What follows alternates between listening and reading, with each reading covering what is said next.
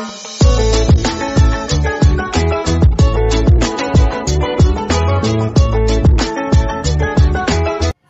káàbọ̀ sí iléeṣẹ́ wa Ọdẹ Ọdúnbí.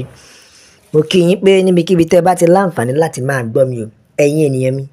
Etí tẹ́ fi ń gbọ́ wa kò ní di, bákan náà ojú tẹ́ fi ń rí wa kò ní fọ́. Àwa la ó máa wá o, ẹ̀yin náà la ó máa bá. Ikú báyìí kò ní wá gbéṣe o, lọ́lá ìṣe Èdùà. Ǹjẹ́ ẹ ti gbọ́ ìròyìn kan la mà tún mú dé o, ìròyìn ayọ̀ ni. Ìròyìn ayọ̀ dé. Gómìnà Ondo State ti pa àṣẹ kí gbogbo Fúlàní fi ìlú sílẹ̀ báyìí. Gómìnà Ondo ti pàṣẹ o, ó ti pa láṣẹ, ó ti ní lọ́wọ́lọ́wọ́ báyìí wípé kí gbogbo Fúlàní kó forílẹ̀ bàbá wọn sílẹ̀. Bẹ́ẹ̀ ni tábà tí ń rírú àwọn governors báyìí tó dẹ̀ jẹ́ wípé yes wọ́n lákìkanjú, wọ́n face anybody, wọn kí ẹ̀. Mo sure wípé nǹkan á tún ti yàtọ̀ jù báyìí lọ. Ẹ̀wọ́ ẹ̀yin ènìyàn mi, gómìnà tún ti pa àṣẹ, ó lo àṣẹ, ó lo pé yes orí ilẹ̀ bàbá wa lẹ́wà náà. Ṣé ẹ mọ̀ pé ti Ìwòye la gbọ́ tẹ́lẹ̀tẹ́lẹ̀ tó dẹ̀ jẹ́ wípé àwọn ọ̀dọ́ Ìwòye dìde wípé káwọn jà, ṣùgbọ́n àwọn DPO bẹ́ẹ̀ àti àwọn ìjọba ṣe ni wọ́n fi lẹ́tà ránṣẹ́ sí wọn pé wọn ò gbọ́dọ̀ fọwọ́ kàn mọ́. Bẹ́ẹ̀ kó ṣe bí ti bàbá Ondo, àwọn Ondo lágídí gan fa, wọ́n bínú lọ́wọ́lọ́wọ́ yìí. Náà gómìnà Ondo ti gbé ìgbésẹ̀ tó dẹ̀ jẹ́ pé ó lágbára gan. Ìgbésẹ̀ yìí ó ti pàṣẹ pé àwọn ò fẹ́ Fúlàní kankan ní gbogbo àgbègbè mọ́. Ó ti pa láṣẹ o, ó ní àwọn ò fẹ́ anybody bíi Fúlàní ní gbogbo àgbègbè mọ́, wípé kí Fúlàní kankan kó má ṣe dé orí ilẹ̀ bàbá wa mọ́. Tí gbogbo èèyàn bá tiẹ̀ ń ṣe báyìí, tí àwọn gómìnà yìí bá tiẹ̀ ń ṣe báyìí lọ lẹ́ẹ̀kọ̀ọ̀kan tó yẹ pé gbogbo wọn yarí, ẹ máa rí i pé a máa gba ilẹ̀ wa padà. Gómìnà Ondo State ti bínú, ó ti yarí fún wọn, ó lóun ò fẹ́ rí Fúlàní kankan ní gbogbo àgbègbè Ondo mọ́. Wọ́n ti dé o, ó ti yarí fún wọn lọ́wọ́ báyìí. Ó ní lọ́wọ́lọ́wọ́ anybody débi wípé now ó tún ti lọ dé àwọn ikọ̀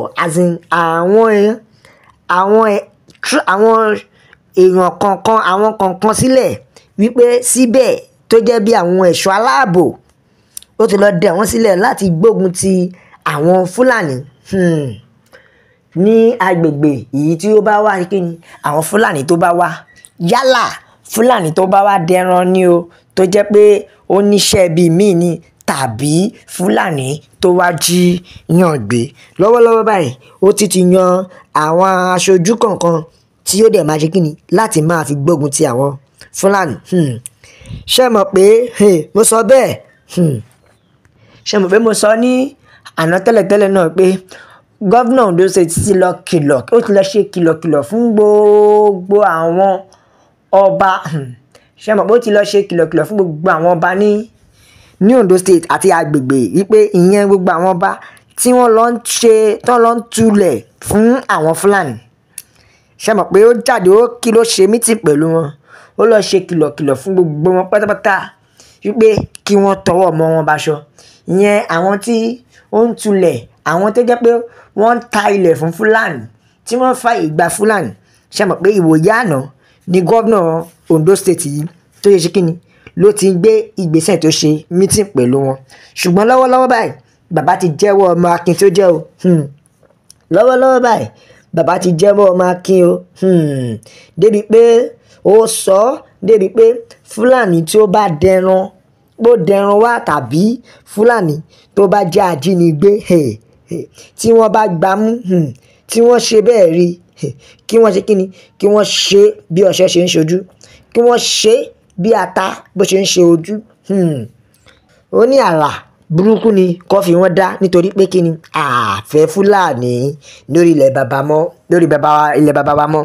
Ṣé irú àwọn gómìnà tí à ń fẹ́ nìyẹn sẹ́, àwọn gómìnà alákíkanjú, irú àwọn gómìnà tó jẹ́ wípé igbe àwọn ará ìlú ó máa ń tọ̀ sí wọn. Irú àwọn gómìnà tá a fẹ́ ní eléyìí tí ẹ̀mí ará ìlú máa ṣe pàtàkì, tó yẹ pé ẹ̀mí ará ìlú ó máa jẹ wọ́n lógún gan, ó máa mú wọn láyà tó máa feel pain àwọn ará ìlú. Irú àwọn gómìnà tá à ń fẹ́ nìyẹn. Ó ṣe àwọn gómìnà tó jẹ́ pé wọ́n máa gbọ́gbé àwọn ará ìlú, wọ́n á tún máa fi ọlọ́pàá gbé àwọn ará ìlú. Kò ṣe àwọn gómìnà tó jẹ́ pé wọ́n máa gbọ́gbé àwọn ará ìlú, wọ́n á tún máa gbógun ti àwọn ará ìlú. Ẹ wò ẹ̀yin ènìyàn mi, ní lọ́wọ́lọ́wọ́ báyìí gómìnà ti bínú àwọn ìjọba lọ́wọ́ yìí. Mo ṣúrọ̀ pé ṣé mọ̀ pé wọ́n send lẹ́tà sí àwọn tí Ìwòye ni. Ẹ jẹ́ á máa wo nǹkan tó fẹ́ send lọ́tẹ̀ yìí. Bóyá sójà ni wọ́n máa kó wá ni o, bóyá army ni wọ́n máa kó wá ni o. Torí lọ́wọ́lọ́wọ́ báyìí gómìnà gan yarí o, ìyẹn gómìnà Ayédatiwa ó yarí ni o. Ó yarí mọ́ wọn lọ́wọ́ ni pé sẹ́ẹ̀ àlóhùn ò ní gbà. Ó ń jẹ́ kó yé wọn pé òun ṣe bí torí Ìwòye o, àlóhùn ò fẹ́ rí wọn lórí ilẹ̀ bàbá wa mọ́. Ẹ wo ẹ̀yin ènìyàn mi, Yorùbá nation la fẹ́. Ìjà òmìnira ilẹ̀ Yorùbá òun ló ṣe kókó fún wa. Ẹ rí bí àwọn ọba lọ́ba ṣe táwọn ọba kọ̀ọ̀kan ṣe ń dìde tó bá ń rí support tí àwa náà support, ẹ máa rí pé a máa gba òmìnira yìí fún wa. Ẹ jẹ́ ká wo àwọn àtẹ̀jíṣẹ́ kọ̀ọ̀kan nípa nǹkan tí àwọn ènìyàn sọ. That's a good news from Ondo State Governor for his good move. May God Almighty uphold him in Jesus' name. His Excellency Governor Ayédatiwa, Gbosa. Long life, sir. Hey, Brother Sunday Igboho, sir. Long life, sir. Professor Banji Akintoye. Hey, long life, sir. Hey, ó ga o. Ó dàárọ̀ ni àti ọba pẹ̀lú àti àwọn ọmọ àlè ní àwọn oníjẹkújẹ. Ògún ni yóò ṣèdájọ́ àwọn ọba tí ó ń ṣe irú ìwà báyìí. Èmi kọ́ ni mo sọ o. Ó ní Ògún ni yóò máa ṣèdájọ́ àwọn ọba tí ó jẹ́ pé wọ́n tu ilẹ̀ fún àwọn Fúlàní.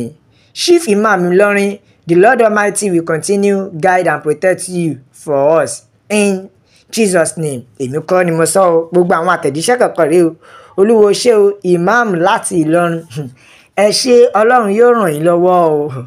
47 Sẹ́ríkì ní ilẹ̀ Yorùbá kò ní dáa fún wọn. Elédùmarè ni yóò bá wa lé wọn dànù ní orúkọ Jésù. Ọba Ondo ó ti ṣe bẹ̀bẹ̀ tó. Ẹ wo ẹ̀yin ènìyàn mi, ìròyìn yóò tá mojúbà bí kò ṣe wípé kí ni Yorùbá nation wa la fẹ́. Nítorí òmìnira ilẹ̀ Yorùbá ló ṣe kókó. Ẹ dákun ẹ bá mi share, ẹ like, ẹ comment, ẹ bá mi tẹ̀ sójú ẹ̀. Ẹ jẹ́ kó yé àwọn ènìyàn pé Yorùbá nation ni. No retreat, no surrender. As far as this country dey concerned, na Yorùbá nation. Ó dàbọ̀.